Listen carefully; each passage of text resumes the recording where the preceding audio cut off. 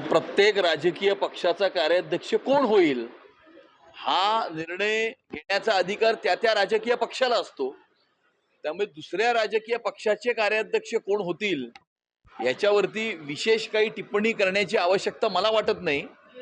परंतु उद्धव ठाकरे ज्या वेळेला शिवसेनेचे कार्याध्यक्ष झाले त्याच्यानंतर राज ठाकरेंनी शिवसेना सोडली, नारायण राणे साहेबांनी शिवसेना सोडली आणि 2022 मध्ये तर अख्खी शिवसेना या शिवसेनेने उद्धव ठाकरेंना बाजूला केलं आणि त्यामुळे इतकं कर्तृत्ववान अशा प्रकारचं नेतृत्व त्यांचं होतं आणि त्यामुळे संपूर्ण महाराष्ट्राला आता आपण जे म्हणालात ते जर झालं तर याच गोष्टीची उत्सुकता आहे की नवीन कार्याध्यक्षांची ते किती कर्तृत्ववान असतील, त्यांच्या वडिलांपेक्षा जास्त कर्तृत्ववान असतील का याची उत्सुकता महाराष्ट्राला जरूर असेल। गोरेगाव कॉन्सर्टमध्ये कुठेतरी 9x9 जे आहे त्यांनी उल्लेख रेव पार्टीचा केलेला होता आणि अशातच विरोधकांकडून आवाज उचलला जातो आहे की ह्या सगळा प्रकार सुरू असताना गृह खात्याला या संदर्भात कल्पना नव्हती का?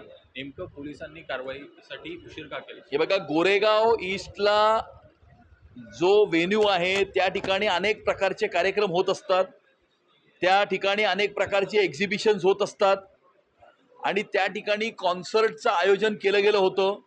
परंतु कॉन्सर्टच्या आयोजनाच्या बॅकड्रॉपमध्ये जर कुठल्या एका विशिष्ट व्यक्तीने ड्रग पेडलिंग केलं असेल आणि त्या ड्रगच्या कन्झम्पशन आणि ओव्हरडोसमुळे 2 युवकांचा मृत्यूही झालेला आहे, ही अतिशय गंभीर अशा प्रकारची बाब आहे। पोलिसांनी याच्यामध्ये सक्त अशा प्रकारची कारवाई केलेली आहे, काही लोकांना याच्यामध्ये अटकही झालेली आहे, गुन्हाही नोंदवलेला आहे आणि त्यामुळे याची पूर्ण ह्याचं इन्व्हेस्टिगेशन मुंबईचे पोलीस करीत आहेत आणि याच्यामध्ये जे कोणी दोषी असतील त्यांच्यावरती कडक कारवाई केली जाईल। आम्ही याला लागूनच त्यातले जे आरोपी आहेत त्यांचे काही व्हिडिओ जाणीवपूर्वक काही गुट्स कडून फिरवले जात आहेत की भाजपच्या एका रॅलीमध्ये ते नाचताना दिसत आहेत, झेंडे वगैरे जाणीवपूर्वक केलं जात आहे असं म्हणायचं। जे आरोपी आहेत त्यांच्याच बाबतीत हे व्हिडिओज व्हायरल होत आहेत। बघा, मला असं वाटतं की विरोधकांकडे दुसरं काही काम राहिलं नाही आहे आणि म्हणून कुठल्याही गोष्टीमध्ये काही ना काही राजकारण घडवून आणायचं।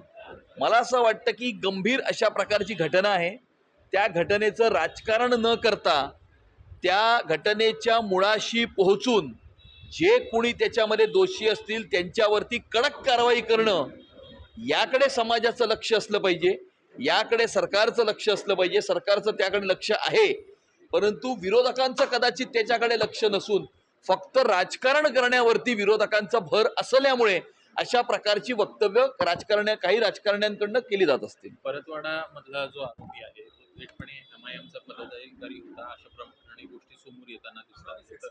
अमरावती प्रकरण, अमरावतीमध्ये जे काही घडलं ते घृणास्पद आहे, अतिशय गंभीर अशा प्रकारची ती घटना आहे आणि आपल्या देशामध्ये किंवा राज्यामध्ये काही राजकीय पक्ष हे समाजविघातक, देशविघातक, देशविरोधी शक्तींना पाठिंबा देताना, त्यांच्याप्रती सहानुभूती व्यक्त करताना आपल्याला दिसत आहेत आणि मला असं वाटतं की ही जी घटना घडली त्या घटनेतला आरोपी सुद्धा अशा प्रकारच्या एका राजकीय पक्षाशी संबंधित असल्यामुळे देशविघातक, समाजविघातक शक्ती कशा प्रकारची कृत्य करत आहेत याकडे लक्ष वेधणारी ही घटना आहे। परंतु पोलिसांनी याच्यामध्ये कारवाई केलेली आहे आणि याच्यावरती कडक कारवाई करण्यात येईल।